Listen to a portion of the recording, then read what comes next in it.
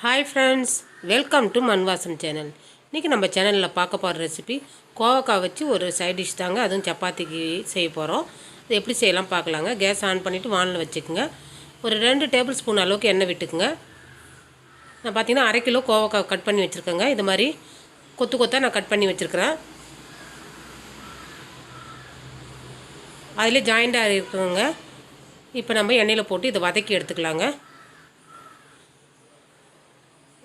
ஒரு 5 நிமிஷம் நம்ம வதக்கி எடுத்துக்கலாம். இது மாதிரி வதக்கிட்டு செய்யும்போது கோவக்காய் நல்லா செம்மையாக இருக்கும் சாப்பிட்றது போது. இந்த கோவக்காயோடைய தோல் சுருங்குற அளவுக்கு நம்ம வதக்கி எடுத்துக்கலாங்க. கோவக்காயில் நிறைய விட்டமின் இருக்குதுங்க. நம்ம உடம்புல இருக்கிற பிபி எல்லாம் சுகர்லாம் கண்ட்ரோல் பண்ணுற அளவுக்கு இந்த சத்து இருக்குது. நம்ம அடிக்கடி உணவில் கோவக்காய் சாப்பிட்றதுக்கு எடுத்துக்கணும். நிறைய பேர் கோவக்காய் சாப்பிடாத குழந்தைங்களுக்கு கூட நம்ம இது மாதிரி செஞ்சு கொடுத்தீங்கன்னா விருப்பமாக சாப்பிடுவாங்க. நல்லா கிளறி விட்டுக்கினே இருங்க. கிளறி விடும்போது தான் நம்ம மேலே வெந்தது அடியில் போயிட்டு நல்லா இன்னொரு தடவை நல்லா கிளறி விட்டுக்கினே இருக்க வேண்டியது தான். ஒரு மூடி போட்டு வேகட்டுங்க. அடுப்பை மீடியம் ஃப்ளேமில் வச்சுருக்குறேன்.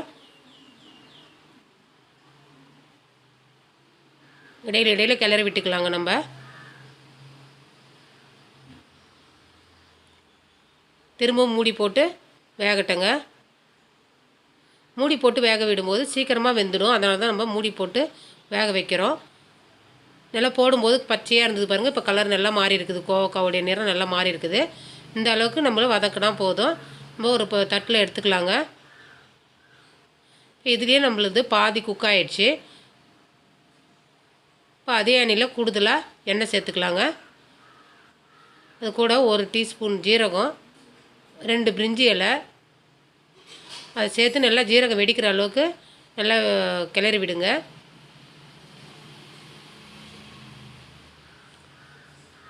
வெங்காயம் நான் 2 பெரிய வெங்காயம் நறுக்கி வச்சுருக்கேங்க. வெங்காயம் கூடுதலாக சேர்க்கணும் இந்த கிரேவிக்கு.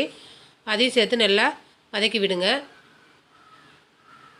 நான் பார்த்தேன்னா நல்லெண்ணெயில் செய்கிறேங்க. நல்லெண்ணெயில் செய்யும்போது இன்னும் நல்லா சுவையாக இருக்கும். எந்த எண்ணெயில் வேணாலும் செய்யலாம். நல்லெண்ணெயில் செய்கிறதுனால இப்போ எண்ணெய் பொங்குற மாதிரி உங்களுக்கு தெரியுது. இப்போ 1 டேபிள் ஸ்பூன் அளவுக்கு இஞ்சி பூண்டு பேஸ்ட்டு சேர்த்துக்கலாங்க. அதையும் சேர்த்து நல்லா அதனுடைய பச்சை வாசனை போகிற அளவுக்கு நல்லா வதக்கி விட்டுக்கலாம்.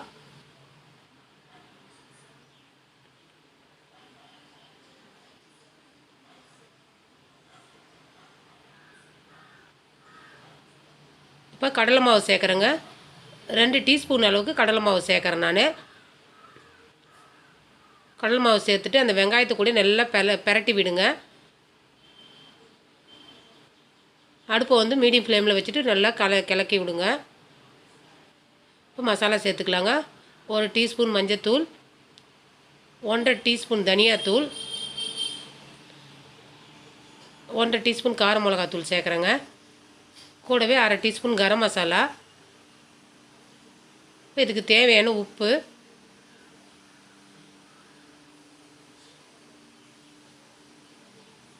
எல்லாத்தையும் சேர்த்து நல்லா பச்சை வாசனை மசாலாவுடைய பச்சை வாசனை போகிற அளவுக்கு நல்லா வதக்கி விடுங்க. பார்க்குறதுக்கு எண்ணெய் இல்லாத மாதிரி இருக்குங்க. உங்களுக்கு எண்ணெய் நல்லா மசாலாலாம் வெந்ததுக்கப்புறம் உங்களுக்கு எண்ணெய் நல்லா தெளிவாக தெரியும் உங்களுக்கு. இப்போ கூடவே 1 தக்காளி கட் பண்ணி பொடியாக கட் பண்ணி சேர்க்குறேங்க. தக்காளி நீங்கள் அதிகமாக சேர்க்கக்கூடாது. ஒரு மூடி போட்டு நல்லா வேகட்டுங்க. ஒரு 2 நிமிஷம் வெந்தால் போதும்.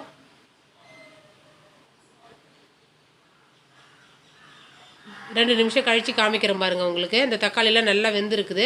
இதுமாதிரி கரண்டியெல்லாம் நசுக்கி விட்டிங்கன்னா நல்லா மேஷ் ஆகிடும் உங்களுக்கு. இப்போ நான் தண்ணி சேர்க்குறேங்க. ஒரு 100 ml தண்ணி சேர்க்குறேன் நான். நம்ம கிரேவின்றதுனால தண்ணி கொஞ்சம் கம்மியாகவே சேர்த்துக்குங்க. நல்லா தண்ணி சேர்த்துட்டு நல்லா கலக்கி விட்டுட்டு மூடி போட்டு ஒரு 5 நிமிஷம் நல்லா மசாலா எல்லாம் கொதிக்கட்டுங்க.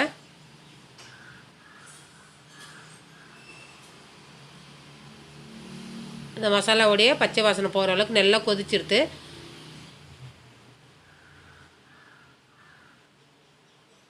அவ்வளோதாங்க. இப்போ நான் பச்சை மிளகா ஒரு 2 பச்சை மிளகா பொடியாக நறுக்கி சேர்த்துக்கிறேன். இப்போ நம்ம வதக்கி வச்சுருக்க கோவக்காவும் இதில் சேர்த்துக்கலாங்க. பச்சை மிளகா மேலே போடும்போது அதனுடைய வாசனை நல்லாயிருக்கும். அதனால தான் நான் அதுக்கப்புறம் போடுறேன் நான்.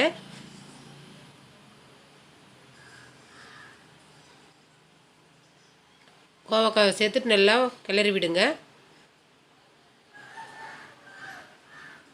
இதுக்கு மேலே நான் வந்து கொஞ்சமாக கசூரி மேத்தி சேர்க்குறேங்க. கசூரி மேத்தி சேர்க்கும்போது நல்லா வாசனை நல்லா சூப்பராக இருக்கும். 1 டீஸ்பூன் அளவுக்கு தான் சேர்க்குறேன், ரொம்ப சேர்க்கல நான். அதையும் சேர்த்து நல்லா கிளறி விடுங்க.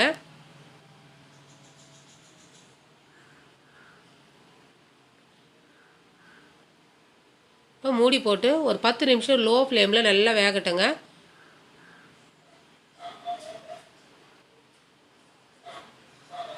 பாருங்கள் நல்லா வெந்துடுது. உங்களுக்கு கிரேவி நல்லா திக்னஸாக ஆகிடுது.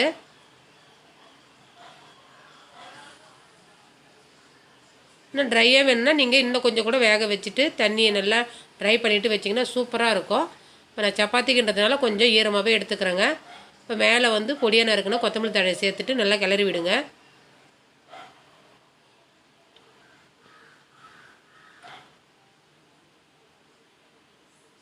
அவ்வளோதாங்க. இப்போ நம்ம செக் பண்ணிக்கலாம் கோவக்காய் வெந்திருக்குதான்ட்டு. நல்லா வெந்திருக்குது பாருங்கள். அவ்வளோதான், ரெடி ஆகிடுச்சி. இந்த ரெசிபி பிடிச்சிருந்ததுன்னா மண் வாசம் சேனலில் லைக் பண்ணுங்கள், ஷேர் பண்ணுங்கள், கமெண்ட் பண்ணுங்கள், சப்ஸ்கிரைப் பண்ணுங்கள். பக்கத்தில் இருக்கிற பெல் ஐக்கானை கிளிக் பண்ணுங்கள். தேங்க்யூ.